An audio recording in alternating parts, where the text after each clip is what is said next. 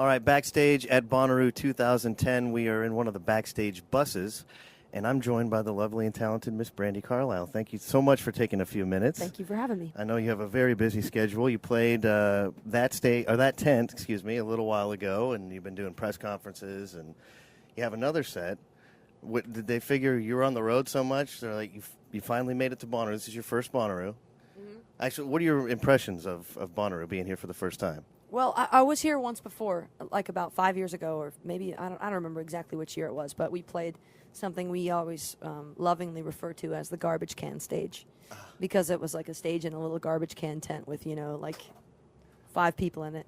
And we sort of vowed that we'd come back to Bonnaroo and play for more than 40 people someday, and so today was a big day for us, big milestone. And they said, well, you're going to play, you might as well play 2 sets while you're here, right? That's right. 2 sets and then do a whole bunch of stuff like this. Yeah. Which is my pleasure, because everybody's having a good time, and it helps to be that we're all equally filthy. Yeah, absolutely. Yeah. Absolutely. Well, as I mentioned, you play a lot. You're on the road a lot. Yeah. And I'm just curious, is there something while you're on the road that you can't live without? Oh, yeah, there's all kinds of things. But first and foremost, a lot of coffee. It takes a lot of coffee to keep going, but it also takes You hear that, Starbucks people? She's from Seattle. Starbucks. But it also takes a collection of fishing poles in the springtime. I see. In summer. Yeah.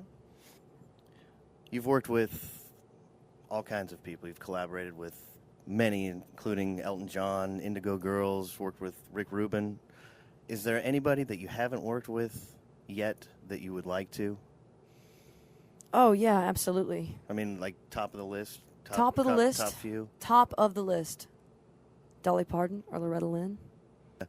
And talk about, you recorded the new album in, what was the name of the studio? The Sunset Studio? Sunset Studios in L.A. Yeah. Well, how was that experience, though? It was pretty amazing. It's been unchanged. You can tell that it's been sort of unchanged since the 70s, and it looks kind of like the Brady Bunch's house, and which is a fun vibe to kind of get into and try and pick up whatever's in the walls, Right. And we actually recorded Give Up the Ghost for a month. We lived in Nashville and recorded at Blackbird. And it was sort of like advanced demoing, but... Sounds great. It was fun. I read the first single that we've been playing on Lightning. Actually, when you guys recorded it, when you and the twins recorded it, you did it without drums, and you didn't know that the drums were actually being tracked in another room. Dreams, yeah. And it kind of came together. Yeah. Was that, how much does it vary? When you write a song and just kind of in its organic state of, fledgling state of I wrote this song and this is how I hear it. Mm-hmm. Does it change a lot between that time and the actual finished product? Yeah, it does, because when you record and when you write without drums and you sort of demo, it gives you a little bit more freedom, and it takes the right drummer to understand what that freedom has sort of allowed you to do. Like, for instance, the song you referenced, in the verses, it's really, really straight, really super straight rhythm, and then in the choruses, it starts to swing like a barn burner. Mm-hmm.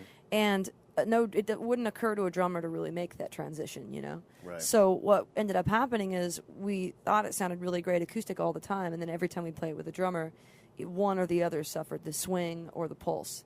And so in the studio, we recorded it with the drummer, and we liked it, but the producer didn't like it and said, it suffered from the time that it sounds in the living room to how it sounds now. Mm-hmm. So go in and record it without a drummer. And we're like, well, we don't want to do that. We want it to be a rock and roll song, And he's like, well, just do it. And so we go, we're trying it, but this is not the final this is not the final say. So we go in and we record the song, but the drummer was in the next room, and we didn't know he was there. So he had to follow us instead of us adjusting our swing to him. And it was pretty interesting recording. It was fun. And was it one pass? One pass. As far as the drums, that's it? And totally live, vocals and everything. It's fantastic. Really fun. That's really cool. I wanted to ask you, too, about the Looking Out Foundation. Okay. Just kind of tell people about that and what it's about and how people can get involved. Well, it's just a general outreach foundation, and really, it makes more sense to get involved with our individual sort of projects than it does the foundation itself, because it's sort of just like a pipeline.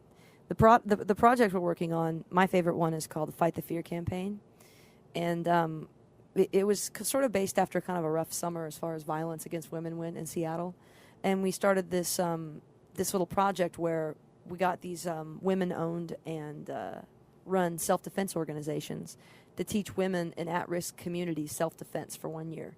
So, like, each place that our self-defense instructors go into is sort of curtailed to that demographic. So, like, for instance, we do self-defense courses for the Deaf Women's Alliance in Seattle. So there will be hearing-impaired self-defense there. Or, like, the senior center, so they'll go in and teach self-defense to a bunch of old ladies. And everything they do is sort of based around the place that they're teaching the self-defense classes at.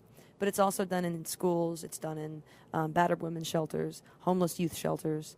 And that's my favorite project I'm looking at right now, Fight the Fear campaign.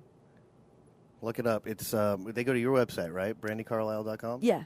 And you can find more information on that. Thanks for asking about that. Yeah, absolutely.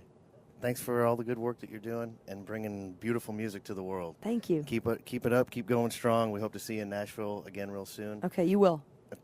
Good deal. Thanks for taking a few minutes. I know you got to run. But live from backstage, Bonnaroo 2010, for Brandi Carlile, it's Jayson saying that's it for now. This Bonnaroo video exclusive powered by TapeOnline.com, our Nashville media store for all of our coverage.